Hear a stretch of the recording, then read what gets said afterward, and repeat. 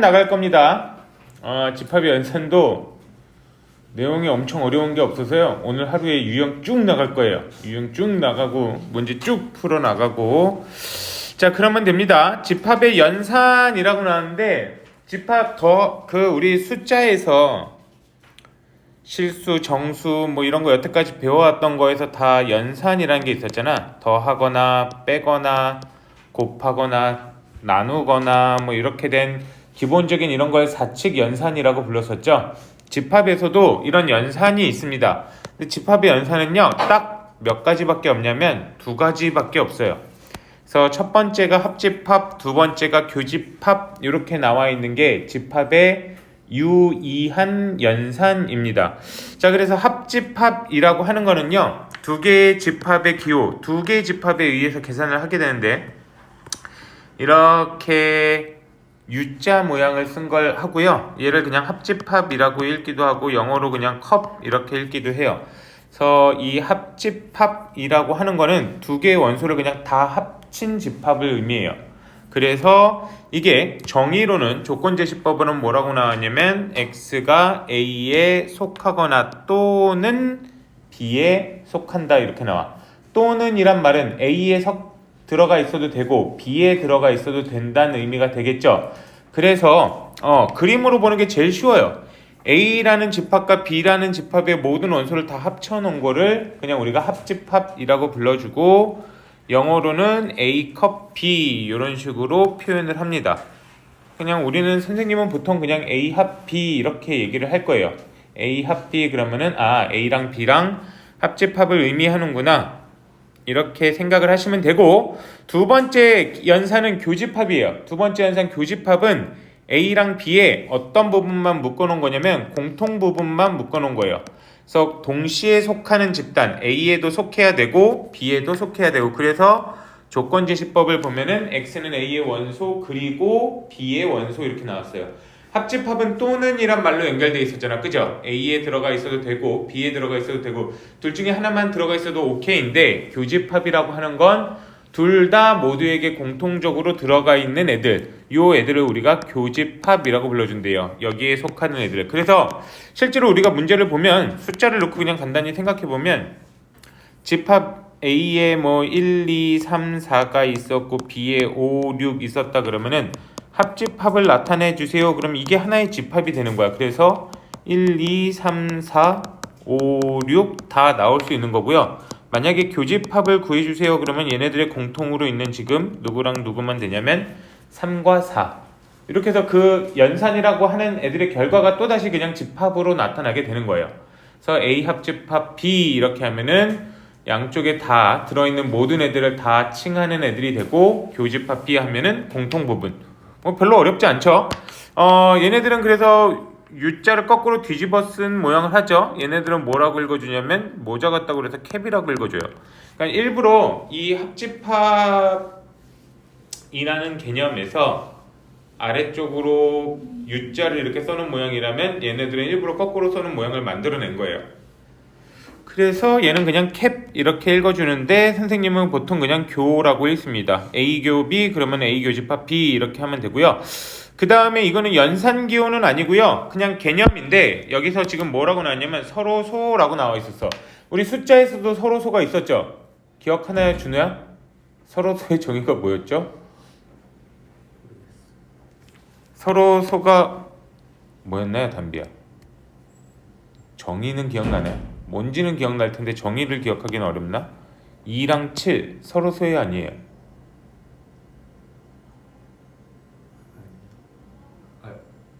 이것도 맞아요. 기억 안 나요? 맞아요. 왜 서로소죠, 얘네? 뭐가 없는 애들이었어? 공약수가 없는 애들이야. 그쵸? 1 이외에 공약수가 없는 애들, 그치? 모든 수는 뭐야 이거?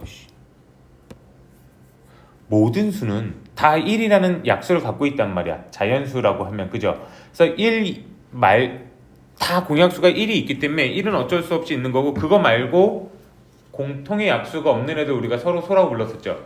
집합에서는 근데 공통의 약수 이런 애들이 없어. 모두 갖고 있는 원소 이런 애들이 없기 때문에 그냥 공통으로 된 원소가 아무것도 없으면 걔네들을 서로 소호라고 불러줘요. 지금 그림처럼 이렇게 겹쳐지는 부분이 하나도 없는 애들, 이런 애들을 우리가 서로 소호라고 부른다. 그래서 그러면은 교집합이 공통 부분이 하나도 없으니까 공통 부분이 이렇게 공집합이 되는 애들을 우리가 서로 소호라고 불러준다 라고 하면 돼요. 끝! 별 내용 없습니다. 밑에 내려가서 집합의 연산법칙 봅시다. 교환법칙, 결합법칙, 분배법칙 이렇게 나왔는데요. 이 분배법칙이 우리 보통 학교에서 시험 문제 나올 때 개 중요한 애들. 자, 교환법칙은 별로 안 어려워요. 두 개의 집합에 있을 때 A 합집합 B가 B 합집합 A 이렇게 자리 바뀔 수 있다는 거. 우리 숫자에서 더하기나 곱하기에서 교환법칙 성립했었죠. A 플러스 B가 B 플러스 A 이렇게 됐었잖아. 그지? 곱하기에서도 마찬가지지. A 곱하기 B가 B 곱하기 A 이렇게 바뀔 수 있는 걸 교환법칙이라고 했었잖아요. 여기서도 마찬가지란 거야. 두 개의 연산에 대해서 합집합과 교집합이라는 두 개의 연산에 대해서 다 교환법칙이 성립해요. 그래서 A교 B가 B교 A 이런 식으로 그냥 바뀌어도 상관이 없다. 이런 게 교환법칙. 두 번째 결합법칙은요. 뭐 바꿔주는 거였냐면 옛날에 더하기 할 때 괄호 바꿔주는 거였어요. A 플러스 B 먼저 더하고 C 더하기 이렇게 했는데 이거를 A 더하기 B 플러스 C 이렇게 계속 같은 연산 기호가 나올 때 더하기 나오거나 또는 어떨 때만 성립했냐면 곱하기 나올 때 이때에만 성립했습니다. 빼기나 나누기 나올 때는 성립하지 않았어요. 마찬가지로 여기에서는 근데 두 가지 연산 기호에 대해서 다 성립한대요. 그래서 A 합 B 먼저 하고 그 다음에 합 C 이렇게 되는데요. 여기를 B 합 C를 먼저 하고 A 합을 나중에 해도 상관이 없다는 거야. 교집합도 마찬가지예요. 여기서 다 교집합으로 연결되는데 A교 B를 먼저 했는데 여기서는 B교 C를 먼저 해도 상관이 없다. 연산 기호가 어떨 때만 쓴다고요? 같을 때에만. 합집합으로 연결되어 있거나 교집합으로 연결되어 있을 때는 어디를 먼저 계산해도 상관이 없다는 게 결합법칙입니다. 마지막 세 번째 분배법칙은 우리 숫자에서의 분배법칙 보면 보통 이럴 때 많이 썼거든. A 곱하기 B 플러스 C 하면 이렇게 나눠줬었잖아. 그죠? 그래서 A 곱하기 B 더하기 A 곱하기 C 이렇게 바뀌었던 거 기억하시죠? 여기 있는 분배법칙도 똑같이 쓰입니다. A 교집합이 있고요. B 합집합 C가 있다면 A 교집합까지 이렇게 분배된다 생각하면 돼요. 그러면은 A 교집합 B 그 다음에 A 교집합 C 이렇게 나오고 그 중간에를 당연히 여기 있는 요 기호로 연결시켜 주는 거예요. 여기도 더하기가 이 기호 가운데에서 연결을 시켜주는 애들이 됐었잖아. 그죠? 똑같아요. 근데 이 집합의 분배 법칙에서는요. 거꾸로 바뀌어도 똑같이 쓰여요. 그래서 A 합집합이 공통으로 있으면 얘를 이렇게 뿌려준다 생각하면 A 합집합 B, A 합집합 C 이렇게 되고 중간에서 교집합 이렇게 연결되면 돼요. 당연히 그리고 너무나도 당연히 우리가 더 신경 써야 될 거는 이 두껍다. 이렇게 거꾸로의 과정도 당연히 성립한다는 거. 이렇게 거꾸로의 과정이 성립한다는 건 뭐냐면 이런 애들 잘 봐야 돼요. 여기에 A 합집합 공통으로 있네. 그러면 이 식을 A 합집합으로 묶어주고 나머지 B교 C 이렇게 써주는 과정. 이렇게 거꾸로 묶어주는 과정도 당연히 우리는 분배법칙이라고 하고 실제 문제 풀이에서 얘네들이 아주 중요하게 사용이 됩니다. 그래서 분배법칙 계산을 잘 해야 이 뒤에 있는 집합의 연산에 이제 좀 지저분하고 복잡한 문제들을 잘 풀어낼 수가 있어요. 분배법칙이 매우 중요한 애들이라는 거. 그리고 기본적인 연산은 아닌데, 그러니까 우리가 집합의 종류를 나타낼 때 쓰는 거. 이제 어떤 애들이 태어나냐면 전체 집합이란 애들이 나타나요. 이 전체 집합 애들은 뭐냐면 내가 정해놓은 그냥 큰 울타리라고 생각을 하면 돼요. 우리가 지금 계산을 하기 위해서 필요하게 묶어놓은 큰 울타리라고 생각을 하면 돼. 그거를 보통 전체 집합이라고 쓰고 기호로 U라고 우리가 쓰게 됩니다. 선생님은 보통 이제 합집합 이런 거랑 구분 짓기 위해서 U를 이렇게 그냥 네모나게 쓸 거예요. 각지게 이렇게 U를 쓰면 얘는 전체 집합을 의미한다라고 생각을 하시면 돼요. 합집합 이런 것들이랑 좀 헷갈릴 수가 있어서 일부러 이런 식으로 기호를 조금 바꿔서 선생님은 써놓을 겁니다. 그러면 얘네들이 전체 집합이라고 생각을 하면 돼요. 그러니까 이거는 한 집합을 그냥 모임을 내가 만들어 놓은 거예요. 내가 지정을 하는 거야. 문제에서 자연스럽게 주어진다라고 생각을 하시면 돼요. 실제로 내가 내 마음대로 쓴다는 게 아니라 문제에서 어떤 울타리를 주어준다는 거야. 예를 들어 1부터 100까지의 자연수를 전체 집합이라고 하자, 뭐 이렇게 나올 수도 있고 1부터 10까지의 자연수를 전체 집합이라고 하자, 뭐 이렇게 또는 마이너스 10부터 마이너스 1까지의 정수를 전체 집합이라고 하자. 보통 문제에서 이렇게 주어지면 이제 우리는 모든 숫자들을, 모든 원소들을요 그 울타리 안에 있는 애들만 가지고 놀 거다 라고 생각을 하면 돼요. 그 울타리 바깥은 필요가 없다는 거, 전체 집합이라는 애들이 정해지게 되면 그런 애들은 필요 없다는 거고요. 자, 그 안에서 이제 새로 생겨나는 개념이 여집합이에요. U자는 유니언 이런 거예요. 그 모임 이런 걸 뜻하는. 그 다음에 여집합 이렇게 나오는데 전체 집합 U의 부분 집합 A에 대해서 전체 집합의 원소 중에서 A에 속하지 않는 모든 원소로 이루어진 집합이 돼. 여기도 그림 보면 정말 명확하게 잘 다가와요. A 말고 나머지, 전체 집합 안에서 A 말고 나머지를 갖다가 우리가 여집합이라고 얘기를 합니다. 나 빼고 나머지 전부 이렇게 생각을 하시면 돼요. 그래서 여집합이라고 우리가 얘기하고요. 위에다가 기호로는 요 위에다 조그맣게 C자를 갖다가 써붙여요. 여집합도 영어로 컴플리먼트 이렇게 돼요. 컴플리먼트가 뭐냐면 보완하다 뭐 이런 의미를 가진 애들이거든요. 그러니까 전체 집합에서 나 빼고 나머지잖아. 나의 나머지들을 보완해준다 이런 얘기예요. 전체 집합에서 나 빼고 나머지들을 책임져준다 이런 뜻으로 우리가 생각하면 되고 뭐 별로 중요하지 않아요. 선생님이 말하는 거 좀 전에 U자나 뭐 C자나 그냥 한번 듣고 그냥 그런 의미로 갖다 쓰는구나 라고 생각을 하면 돼요. 그래서 A의 여집합, 그래서 위에다가 C자를 조그맣게 쓴 이 친구는요 전체 집합에는 포함되면서 A에는 기호 다시 써야지. A에는 포함되지 않는 애들 이렇게 되면 되는 거야. 머릿속으로는 그냥 뭐라고 생각하면 이 그림 그대로 생각하면 돼요. 내 반대쪽, 그지? 그래서 나의 반대쪽 이렇게 생각하시면 되고요. 차집합 이런 애들은요 빼기로 생각하시면 안 되고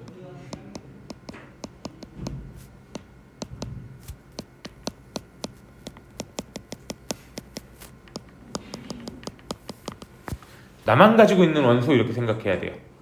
차집합은 A 빼기 B라고 해서 기호로는 빼기로 이렇게 쓰거든요. A 빼기 B라고 이렇게 쓰는데 이거를 마이너스로 생각을 하면 안 되고 나만 가지고 있는 애들, A랑 B 중에 나만 가지고 있는 지금 요 부분, 그러니까 정확히는 어떤 부분이 빠진 거냐면 교집합 부분이 빠진 거예요. 그지? 교집합 부분이 빠지고 나만 가지고 있는 부분 이렇게 생각하는 게 우리가 차집합이 돼요. 그래서 A에는 들어가 있는데 B에는 없는 애들 이렇게 되는 겁니다. 그래서 나만 가지고 있는 원소들의 집합을 우리가 차집합이라고 한다라고 하는 거 알아두시고요. 얘네들은 이제 우리가 벤 다이어그램 그리면서 많이 증명을 할 텐데 이렇게 전체 집합 U가 있고 A가 있고 또 네모야. A가 있고 B가 이렇게 있다면 이쪽이 A, 이쪽이 B라면 자 이제 색칠하는 거 잘 봐요. 누구랑 누구랑의 교집합으로 표현될 수도 있냐면 얇게 A라고 하는 친구랑 B의 반대쪽, B의 여집합을 우리가 색칠하면 이렇게 되겠죠. 이렇게 되면은 얘네 색이 겹쳐지는 부분 보이시죠? 이 색이 겹쳐지는 부분을 또 노란색으로 한번 칠해볼까? 이렇게 된 부분이 지금 겹쳐지고 있잖아, 그죠? 이 겹쳐지고 있는 부분이 바로 차집합을 의미하는 부분이 돼요.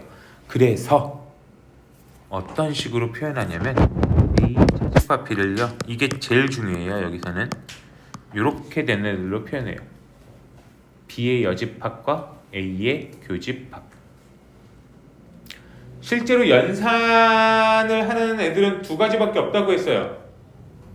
U랑 너네들 보면은 A 합집합 B랑 교집합이랑 그죠? 합집합이랑 교집합이란 연산만 있다고 했잖아, 그지? 그게 연산기호의 전부예요. 그럼 지금 이 차집합은 그냥 표현 방법이라고 생각하면 되고 이 차집합을 실제 연산을 하기 위해서는 반드시 이런 식으로 바꿔놓고 우리가 생각을 하셔야 돼요.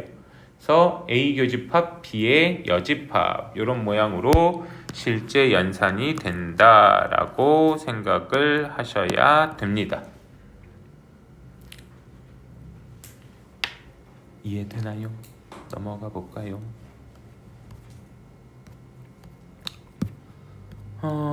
그 다음에 집합의 연산의 성질 이렇게 나왔어요.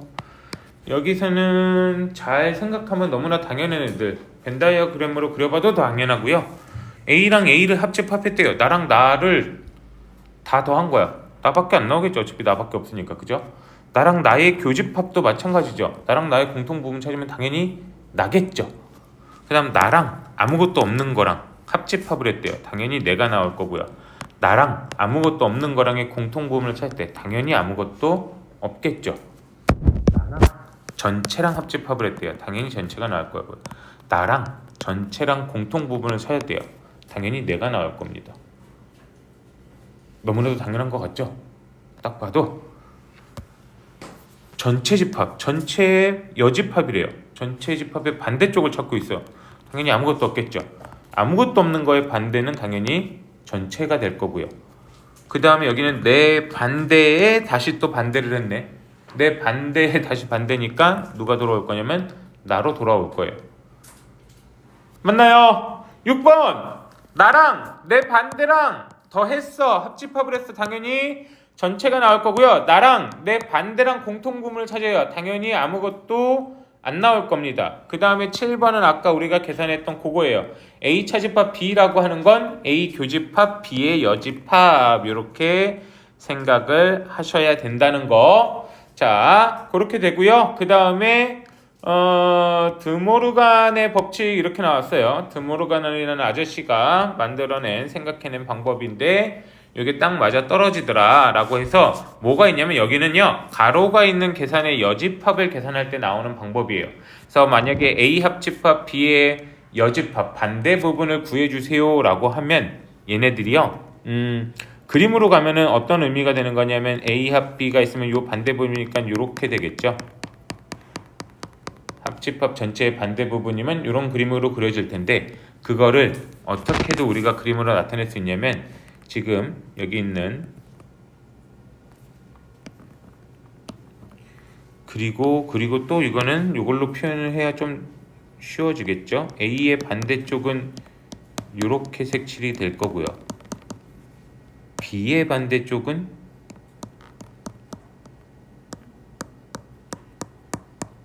이렇게 색칠이 될 거고 두 색칠이 겹쳐지는 부분을 봤더니 지금 여기 있는 이 부분이랑 똑같이 나온다는 거예요. 두 색칠의 공통 부분을 찾았더니 그래서 A 교집합 A의 여집합 교 B의 여집합 얘네들이랑 똑같다라고 하는 결과를 찾아냈는데 그거를 우리가 계산하는 방법처럼 해봤더니 어떤 방법으로 되냐면 여기 있는 이 C를요 이렇게 다 분배한다라는 생각으로 접근해도 된대요.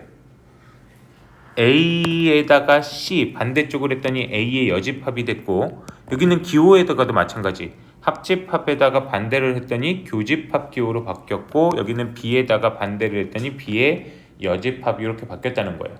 요거를 우리가 드모르간의 법칙이라고 해요.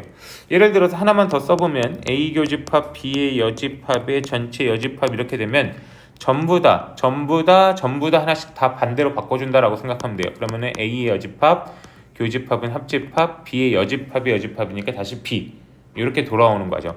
또는 여기서 거꾸로 C를 묶어낸다라고 생각을 해도 돼요.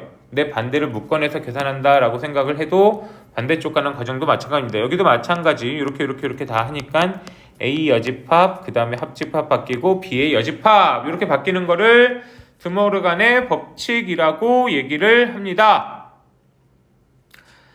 그 다음 원소의 개수 이제 계산하는 건데요. 기본적으로 우리는 원소의 개수 자체는 어떻게 하는지는 지난번에 봤어. 그냥 원소의 개수를 다 더해주면 되는 거죠. 근데 여기서 합집합의 원소의 개수를 구해주세요. 그래서 이렇게 교집합이 만약에 있다면 여기서 1, 2, 3, 4, 5, 6, 7, 8 뭐 이렇게 있다면 앞에 거 A, 뒤에 거 B라고 하면 NA의 원소의 개수는 5개가 나올 거고 NB의 원소의 개수는 또 5개네요. 그 다음에 교집합의 원소의 개수가 지금 보면은 4, 5니까 2개 이렇게 나올 건데, 그래서 합집합의 원소의 개수를 구해주세요 라고 얘기가 나왔을 때 우리가 얘를 실제로 이 친구들이 존재하는지를 만약에 모른다면 어떻게 해서 계산할 수도 있냐면, A 원소 개수 5개 더하고 B 원소 개수 5개 더했는데 이 교집합 부분이 몇 번 더해진 거예요? 2번 더해진 게 되겠죠. 4, 5는 왼쪽에서도 분명히 원소였으니까 개수로 세졌을 거고 오른쪽에서도 개수로 세졌을 테니까 걔네 한 번만큼을 빼줘야 실제 합집합의 원소의 개수가 나오게 될 거다라고 하는 거예요. 그래서 A 원소의 개수 더하기 B 원소 개수 한 다음에 교집합이 있으면 그 교집합의 원소의 개수만큼은 당연히 빼주세요 라고 하는 거고, 두 집합 A, B가 서로 소라면 교집합이 아무것도 없다면 뺄 것도 당연히 없겠죠. 그렇게 계산되는 게 교집합 내용입니다. 원소의 개수 내용입니다. 자, 넘어가서 매우 쉬운 문제 조금만 풀고 잠깐 쉬었다가 할게요. 자, 유형 1번 보니까 세 집합 A, B, C 이렇게 나오는데요. 4 이하의 자연수래. 그러면은 4 이하의 자연수면 1, 2, 3, 4 뭐 이렇게 나올 거고, B는 6의 양의 약수래요. 그럼 1, 2, 3, 6 이렇게 나올 거고요. C는 짝수인 한 자리 자연수니까 2, 4, 6, 8 이렇게 나오면 되겠죠? 맞나요? 그래서 지금 문제는 A 합집합 B 교집합 C를 구하래요. 근데 B 교집합 C가 먼저 가로가 쳐졌으니까 B랑 C의 교집합 먼저 찾아내면 되죠? B랑 C의 교집합 찾읍시다. 누구 나와 있나요? 2 있고요. 6 있나요? 그러면은 얘네 둘 다 나와 있는 B랑 C의 교집합은 2랑 6 이렇게 직접 구하시면 되는 거야.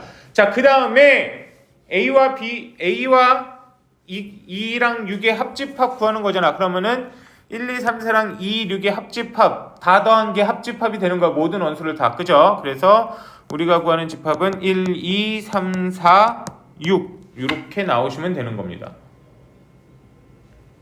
오케이. 합집합이란 기호 어렵지 않죠? 그 다음 두 번째 유형 갈게요. 두 집합 A, B가 서로 소인 애들이래. 서로 소는 아까 봤듯이 공통 부분이 하나도 없는 애들이었어요. 교집합 부분이 하나도 없는 애들, 교집합이 공집합인 애들, 그죠? 그러니까 같이 섞여 있는 게 아무것도 없어야 돼. 1번 보니까 A는 x제곱 마이너스 9 이꼴 0이에요. 요거 풀면 x는 풀마 3 나오죠? 그럼 A의 원소는 마이너스 3과 3 이렇게 되는 거고, B의 원소는 3보다 크거나 같다 이렇게 나왔어. B는 그래서 사실은 수직선에다 이렇게 표현해 줘야 돼요. 근데 여기서는 이제 공통 부분이 있는지 없는지만 찾아보는 거잖아. 그죠? 공통 부분이 지금 누구 하나 보이나요? 3 하나를 공통으로 가지고 있네. A나 B나. 그죠? 그렇게 되니까 얘는 교집합 부분이 생긴 애들이니까 당연히 서로소가 아닌 애들. 이렇게 되는 거죠. 그 다음 2번. x는 마이너스 1보다 크거나 같고 1보다 작거나 같고요. B라는 집합은 절대값 x가 1보다 크대요. 절대값 x가 1보다 큰다는 건 x가 1보다 크거나 마이너스 1보다 작다는 거죠. 둘의 범위 중에 겹쳐지는 애들이 있나요? 없나요? 마이너스 1과 1이 딱 경계인데 한쪽은 등호가 있고 한쪽은 등호가 없네요. 그지? 그럼 공통 부분이 하나도 없는 거죠. 이렇게 되니까 얘네들은 서로 소네요. 답이 서로 소 구하는 거였죠. 서로 소가 아닌 게 아니라. 그래서 2번이 답이 돼야 되는 애들. 그죠? 3번. 한번 그냥 3번까지만 한번 볼까? 3번 A는 5의 양의 배수라고 나왔고 B는 7의 양의 배수래요. 5의 양의 배수면 50, 15, 25 이렇게 갈 거고 7의 배수도 7 뭐 어쩌고 저쩌고 이렇게 갈 건데 분명히 겹쳐지는 애들이 나오겠지. 5랑 7의 공배수인 35, 70 이런 애들은 계속 겹쳐질 겁니다. 그죠? 이렇게 되니까 서로소가 아닌 애들. 여집합도 가봅시다. 전체 집합 U가 10보다 작은 자연수래요. 이제 전체 집합이란 애들이 생겼네. 10보다 작은 자연수니까 1, 2, 3, 4, 5, 6, 7, 8, 9까지가 전체 집합이 될 거야. 네, x바 x는 3의 배수래요. 집합 A라는 집합은 그럼 3, 6, 9 이렇게 나올 거고요. B는 4랑 서로 소인 애들이래. 4랑 서로 소인 애들은 그럼 2, 3, 4, 5, 6 안 되고 7, 8, 9까지 이렇게 나오겠네. 2, 3, 5, 7, 9 이게 4랑 서로 소인 수 이렇게 나오겠죠? 맞나요? 집합 B-A래요. B-A면 B에만 속한 애들이잖아요. 그죠? B만 가지고 있는 애들. B만 가지고 있는 애들이 누구 있어요 지금? 2, 5, 7 이렇게 3개 있나요? 그러면은 B만 가지고 있는 애들이 2, 5, 7인데 2, 5, 7 이 친구의 뭘 구하라고 나왔냐면 여집합을 구하라고 나와 있어요. 그죠? 2, 5, 7의 여집합은 2, 5, 7 빼고 나머지 다니까 1, 3, 4, 6, 8, 9 이렇게까지가 얘네들의 원소의 개수. 얘네들의 원소의 개수면 6개 이렇게 나와주면 되겠죠. 맞나요?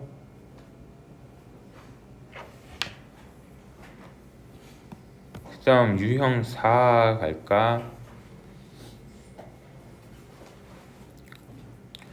유형 4 이런 식으로 표현되어 있는 애들은요 벤 다이어그램 그려주는 게 제일 편합니다. 그림 그려서 문제 해결할 거예요. 그래서 한쪽을 A라는 집합, 한쪽을 B라는 집합 이렇게 만들어 놓고 그 다음에 문제에서 전체 집합도 있었으니까 이렇게 전체 집합 U를 만들어 놓고요.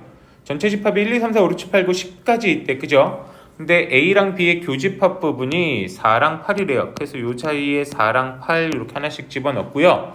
그 다음에 B-A, B만 갖고 있는 애들이죠. 여기가 2, 6, 10 이렇게 나온 거예요. 그 다음에 A합 B 전체의 반대쪽 부분이에요. 합집합의 반대쪽 부분이니까 이 바깥쪽을 의미하죠. 여기가 5랑 7이랑 9가 있대요. 그럼 이제 남은 영역은 A만 갖고 있는 그 영역이잖아. 그죠? 그 영역이 나머지 숫자가 들어가면 되죠. 1 있고요. 3 있고요. 5, 6, 7, 8, 9, 10 나머지 없죠? 그럼 집합 A는 이렇게 나오겠죠. 그러면 집합 A에 속하는 애들은 1, 3, 4, 8 이렇게 나와주면 되겠습니다. 여기까지도 별로 어려운 거 없죠. 되게 유치한 문제들입니다. 넘어가서 유형 5번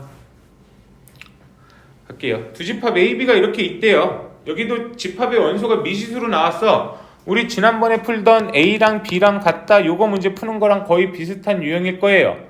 그래서 집합 A가 4랑 A-2, 2A 제곱 어쩌고 저쩌고 이렇게 나와 있고요. B는 원소 두 개가 나와 있네. -3이랑 1, 그 다음에 하나만 미지수로 표현되어 있어요.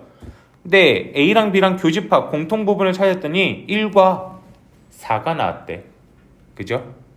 그럼 집합 B라는 애들 봅시다. 1은 보여요. 4가 안 보이죠. 원소는 문자로 나오는 원소는 하나뿐인데 그럼 이 친구가 당연히 얼마가 돼야 될 거냐면 4가 돼줘야 될 거예요. 그래서 A 플러스 1이 4니까 넘어가면 -3 이퀄 0이고요. A 값은 -1 또는 3 이렇게 나오겠죠. 그래서 A가 만약에 -1이라면 집합 A로 들어가서 얘네들의 원소는 -3이 될 거고 그럼 이때부터 벌써 틀렸네. -3이 된다는 건 여기 A랑 B에 -3도 공통으로 있어야 되는 거잖아. 그죠? 공통으로 있는 거고 그럼 교집합 부분에 -3도 들어가 있었어야 되겠죠. 근데 그게 없으니까 -1은 틀렸다는 거네요. 그럼 이제 A에다가 3을 위식에 대입하면 여기는 1 나올 거고요. 3 대입하면 18 빼기 10 빼기 1이니까 9인가? 아니요. 18 빼기 10 빼기 1이면 7이구나.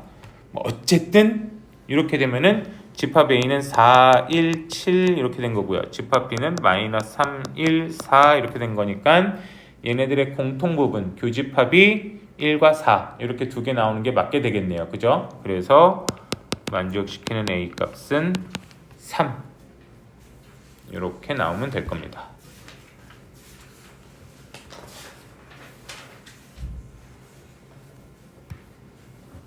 일단 지금 여기까지 문제 한번 쭉 풀어봅시다.